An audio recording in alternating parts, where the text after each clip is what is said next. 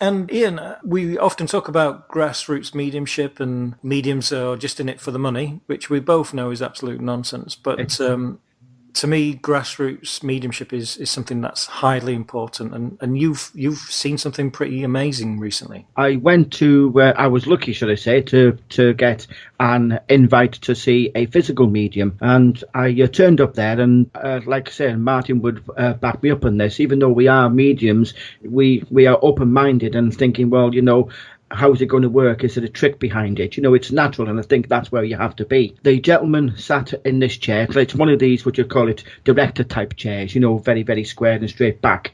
Velcro was placed around his wrists, his forearm, and then threaded through the Velcros was one of these zip ties, the ones that you put in, you pull tight, and then you need what you call it, a pair of pliers to cut the things. And he was sat there. There was nothing behind this curtain. When you look at physical mediumship, it's always done in the dark. And then when you look in, he had what is termed a cabinet, which was made from a very heavy blackout curtain, really thick drapes.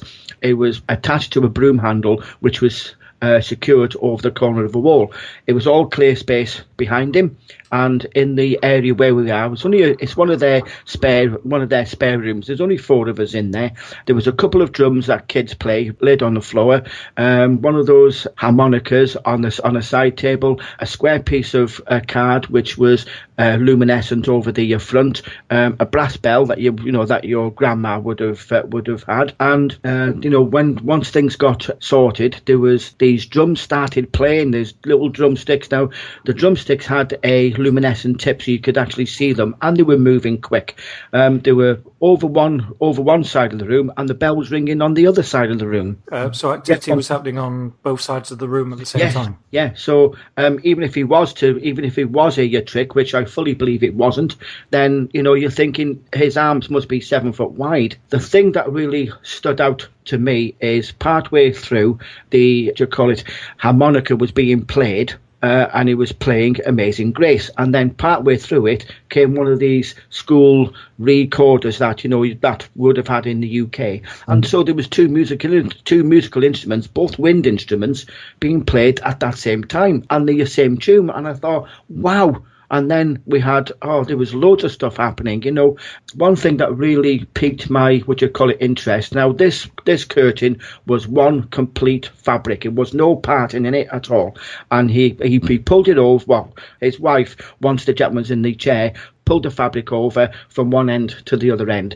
And yet, partway through, this hand came out, and I thought, blimmin' hell, it did a complete turnaround, 360 degrees. So if it was a person, he'd have to be turning around with it, did a 360 degree turn. I was asked if I want to come up and shake hands, which I did. It was warm to the touch and really big cigar fingers. And then it just sort of lowered itself down to the floor, laid flat on the floor. And as the hand was being dragged back under the curtain, it was getting smaller as if it was melting into the wall. And I find that absolutely amazing, and it's a shame it's just so rare these days. And so there was only 4 of you actually in the room itself when this was happening? There was 4 of us sat on chairs a little bit, because it is only a small room. The physical medium was sat behind the curtain the whole time, and he was strapped to the chair. And there was 4 of us, because really it is a small room. It's cosy, and I might add we had to take our shoes off because it's a nice carpeted house. And these drumsticks are going like the clappers, and not one time did they hit anybody's toes. Brilliant. So even if somebody was messing around in the dark, you wouldn't be able to see anything. You couldn't do that. And the playing of the wood instruments, to have 2 things happening, if it was him causing that, then how can you play a harmonica? Unless he's learned how to play the recorder with. But you know what? It was tune he was playing was absolutely lovely. It was very in tune. So the person from the spirit side could obviously play that when he was here physically, and I just found it absolutely amazing. So it's something that I've witnessed that I'll be sort of cherish mind. It's beautiful. I remember when I was younger and we was at Trippett Lane and we had a visiting medium. We had he had a trumpet, and it was a large trumpet, and I remember it being actually feeling quite heavy, and I thought, how the hell's this going to move around, And we had very low light, could see that there was nobody around the trumpet, and the trumpet kind of lifted up. It lifted up off the table. It was definitely off the table. As a younger, I must have been about 12 or 13 at the time, and I remember placing my head further down so I could see underneath the trumpet. And then very slowly a woman's voice came out of the trumpet, and it was mind-blowing, utterly mind-blowing. And it's physical mediumship is just something transcends experience, really, because when you see something like that, you just kind of, it takes you out of the norm, and then you realize that these four walls, that there is actually something else here. There's another level. Yeah, there's one thing that I just brought to memory as well.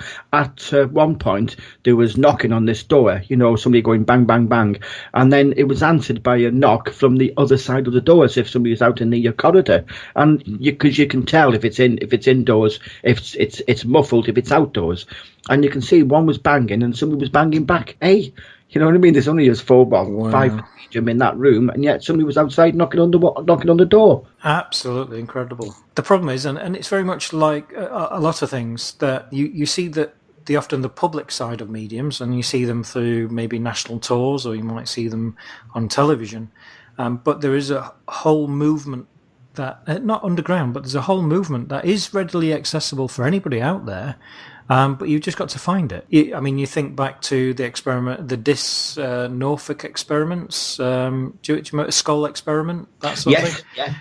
These things are happening all the time, and it's done very privately because of the scrutiny and also the reaction to these kind of things. And also, obviously, we must mention there's obviously the odd few people who've been exposed, like Gary Manning and actually Colin Fry in his younger years was exposed as a fraudulent medium. It doesn't solve anything, these people just ruin it. They take natural occurring phenomena and ruin it by fraudulent activity.